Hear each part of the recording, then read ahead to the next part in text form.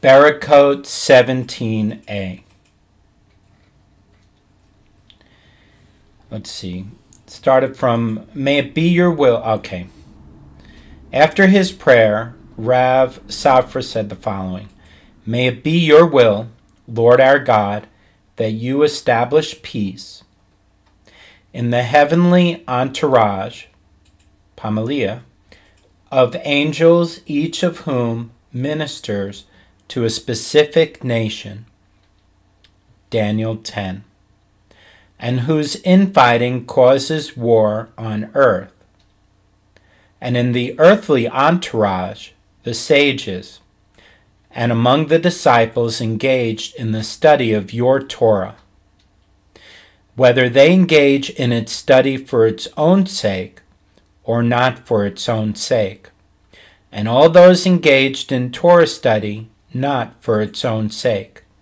May it be your will that they will come to engage in its study for its own sake.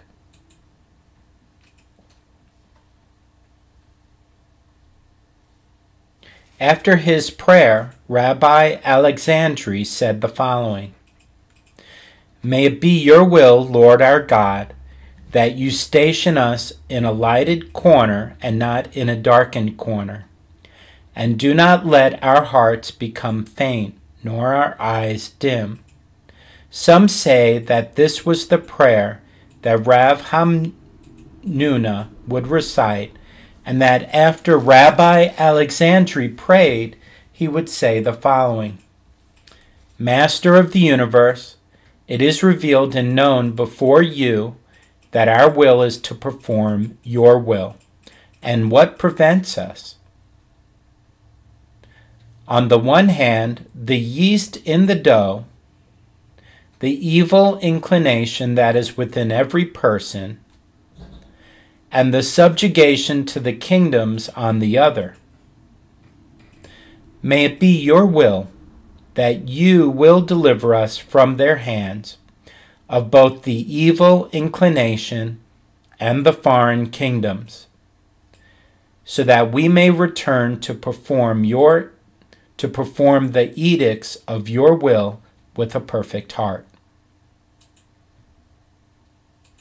After his prayer, Rava said the following. My God, before I was created, I was worthless. And now that I have been created, it is as if I had not been created. I am no more significant. I am dust in life, all the more so in my death. I am before you as a vessel filled with shame and humiliation. Therefore, may it be your will, Lord my God, that I will sin no more, and that those transgressions that I have committed cleanse in your abundant mercy. But may this cleansing not be by means of suffering and serious illness, but rather in a manner I will be able to easily endure. And this is the confession of Rab Habnuna Zuti on Yom Kippur.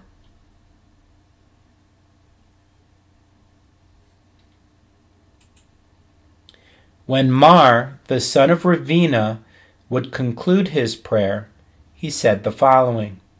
My God, guard my tongue from evil and my lips from speaking deceit.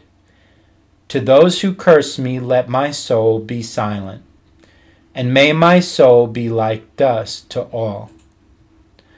Open my heart to your Torah, and may my soul pursue your mitzvot.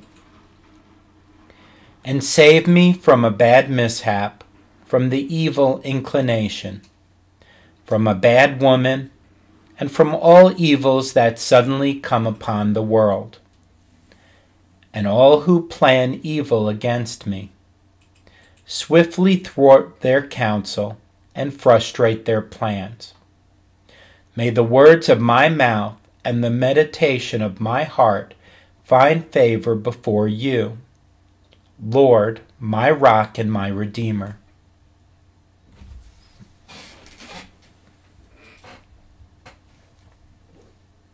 The Gemara recounts that when Rav Sheshet would sit in observance of a fast, the Gemara recounts that when Rav Sheshet would sit in observance of a fast, after he prayed, he said as follows: Master of the universe, it is revealed before you that when the temple is standing, one sins and offers a sacrifice. And although only its fat and blood were offered from that sacrifice on the altar, his transgression is atoned for him. And now I sat in observance of a fast, and my fat and blood diminished. May it be your will that my fat and blood, that diminished, be considered as if I offered a sacrifice before you on the altar, and may I find favor in your eyes. Having cited statements that various sages would recite after their prayers, the Gemara cites additional passages recited by the sages on different occasions. When Rabbi Yohanan would conclude study of the book of Job, he said the following: A person will ultimately die, and an animal will ultimately be slaughtered, and all are destined for death. Therefore, death itself is not a cause for great anguish. Rather, happy is he who grew up in Torah, whose labor is in Torah, who gives pleasure to his Creator, who grew up with a good name and who took leave of the world with a good name. Such a person lived his life fully, and about him Solomon said, A good name is better than fine oil, and the day of death than the day of one's birth.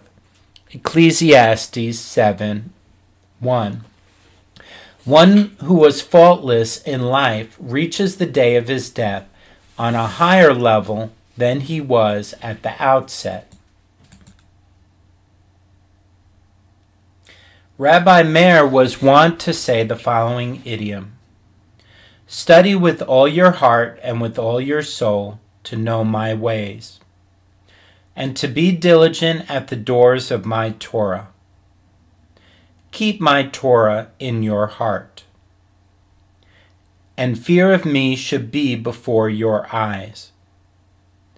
Guard your mouth from all transgression, and purify and sanctify yourself from all fault and iniquity. And if you do so, I, God, will be with you everywhere.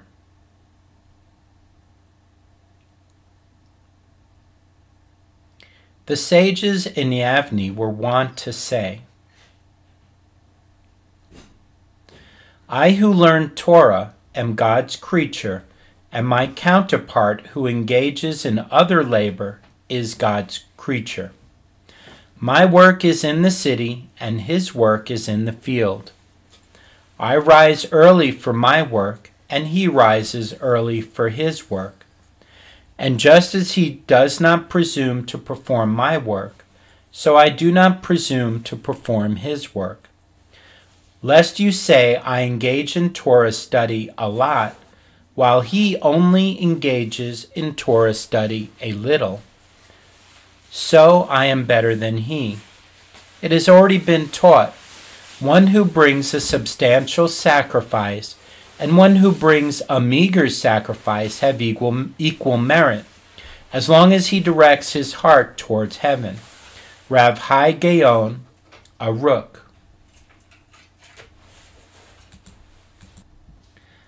Abai was wont to say, one must always be shrewd and utilize every strategy in order to achieve fear of heaven and performance of mitzvot.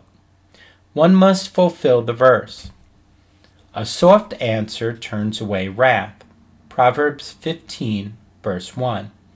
And take steps to increase peace with one's brethren and with one's relatives, and with all people, even with a non-Jew in the marketplace, despite the fact that he is of no importance to him and does not know him at all. me'iri, so that he will be loved above in God's eyes, pleasant below in the eyes of the people, and acceptable to all of God's creatures. Tangentially, the Gemara mentions that they said about Rabban Yohanan ben Zakkai that no one ever preceded him in issuing a greeting, not even a non-Jew in the marketplace, as Rabban Yohanan would always greet him first.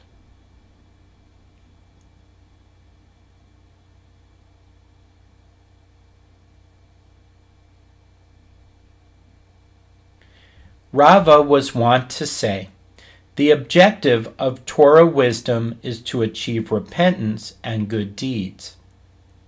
That one should not read the Torah and study Mishnah and become arrogant and spurn his father and his mother and his teacher, and one who is greater than he in wisdom or in the number of students who study before him.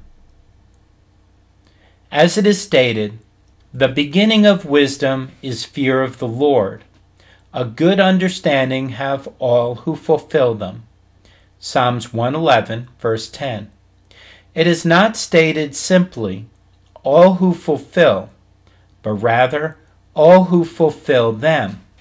Those who perform these actions as they ought to be performed, meaning those who do such deeds for their own sake, for the sake of the deeds themselves, not those who do them not for their own sake.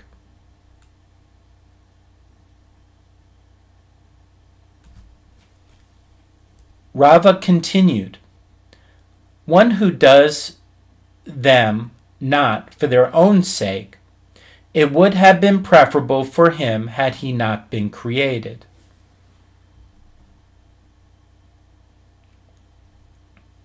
Rav was wont to say,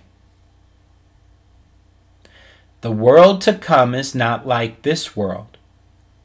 In the world to come there is no eating, no drinking, no procreation, no business negotiations, no jealousy, no hatred, and no competition. Rather, the righteous sit with their crowns upon their heads, enjoying the splendor of the divine presence. As it is stated, and they beheld God, and they ate and drank. Exodus 24:11, meaning that beholding God's countenance is tantamount to eating and drinking. The Gemara states, greater is the promise for the future made by the Holy One. Blessed be he to women than to men. As it is stated, rise up, women at ease, hear my voice, confident daughters, listen to what I say.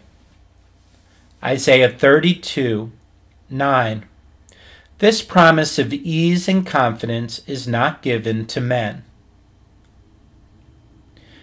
Rav said to Rabbi Hayah, by what virtue do women merit to receive this reward?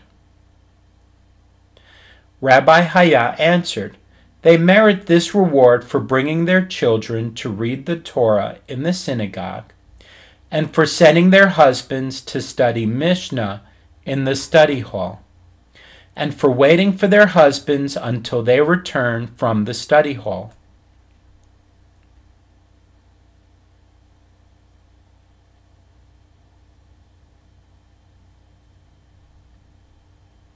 When the sages who had been studying there took leave of the study hall of Rabbi Ami, and some say it was the study hall of Rabbi Hanina, they would say to him the following blessing: may you see your world, may you benefit from all of the good in the world in your lifetime, and may your end be to life in the world to come.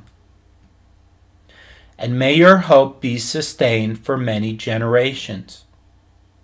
May your heart meditate understanding, your mouth speak wisdom, and your tongue whisper with praise. May your eyelids look directly before you.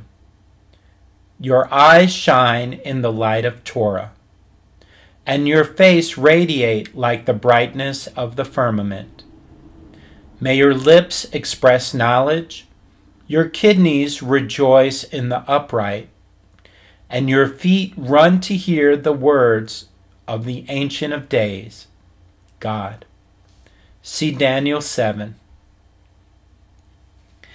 When the sages took leave of the study hall of Rav Hizda, and some say it was the study hall of Rabbi Shmuel bar Naamani, they would say to him the following, in accordance with the verse, Our leaders are laden, there is no breach and no going forth, and no outcry in our open places. Psalms 144, verse 14. Our leaders are laden, Rav and Shmuel, and some say Rabbi Yohanan and Rabbi Eliezer, disputed the proper understanding of this verse. One said, Our leaders in Torah are laden with mitzvot, and one said, Our leaders in Torah and mitzvot are laden with suffering.